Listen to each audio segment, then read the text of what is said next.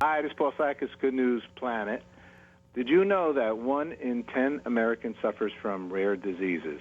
A rare disease is defined as affecting fewer than 200,000 people, but because they are nearly 7,000, oh my God, rare diseases, they affect nearly 30 million Americans. Joining us today is Sean Hepburn Ferrer, whose famous mother, Audrey Hepburn, died from a rare disease. Sean is an international ambassador for Rare Disease Day, who recently wrote a children's book about someone with a rare disease. He is joined by Lisa Phillips, the National Organization for Rare Diseases. Hello, both of you. Good morning. Hello.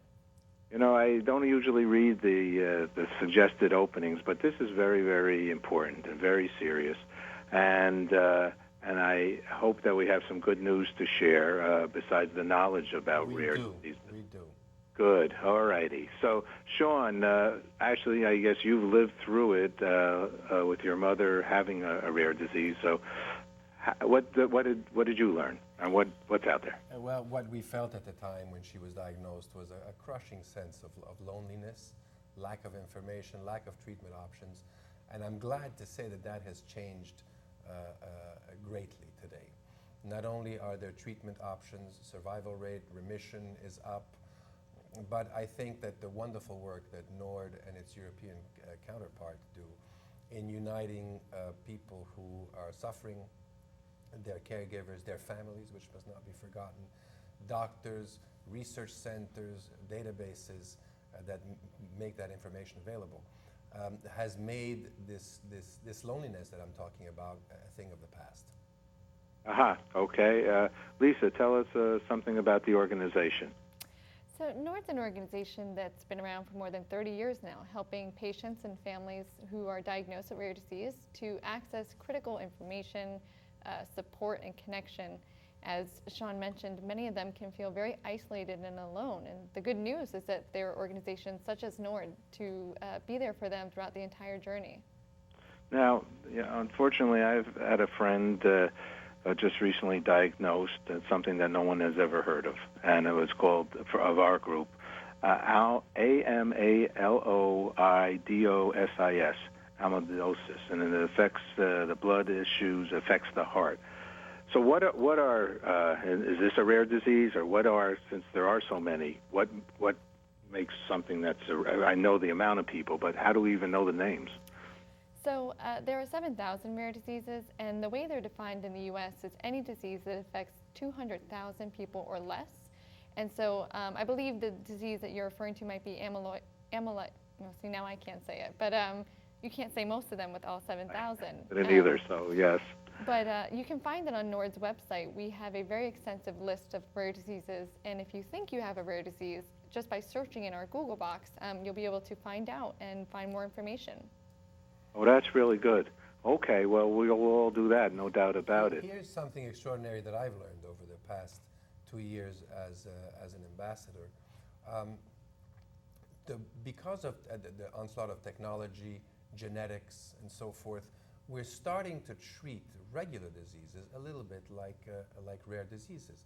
So the fact is, what we're learning today through the process of treating rare diseases, accelerating research, orphan drugs, is something that's going to come around and help us in the future when we start to better target treatments because of the individual and his terrain and genetics and so forth. So I think it's essential that we support rare diseases because it's going to come back and help us in the future. Sean, tell me, you wrote a book here. What's that about? The little book I started actually before I was asked to become a rare disease ambassador celebrates the life of a dear friend by the name of Mauricio Saravia. He suffered from a condition called McCune-Albright. Think of him in terms of being sort of the elephant man of the 21st century. And yet he lived a full and rich life, both as an individual and as an artist. And it was his dream that his life story inspire children to continue to live and to not feel ashamed from anything that may be afflicting them. The book is called Mauricio of Uruguay. It's available on lulu.com, and all of the proceeds, all of the profits, go to NORD and its European counterpart.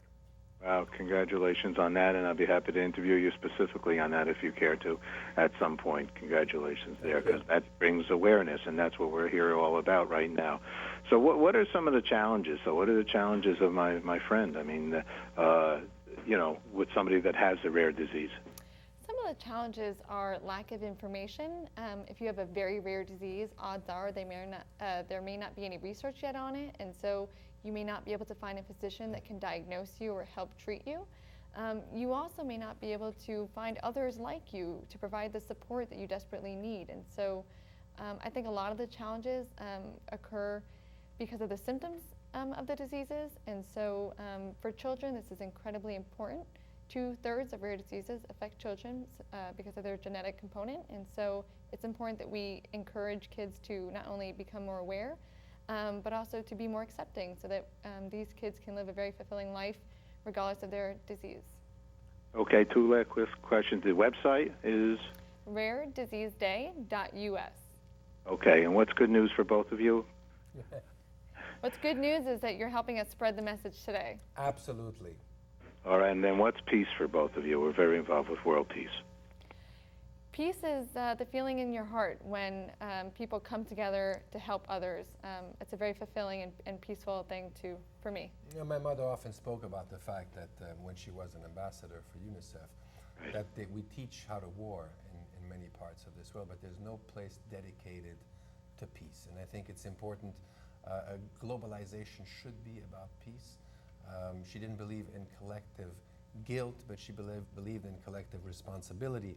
And what's wonderful about both messages is that a child's life should not have a separate value based on where it is born. And the other important aspect is alone we can do so little, but together we can do so much, which is really the motto of Rare Disease Day this year. Alone we are rare, but together we are strong.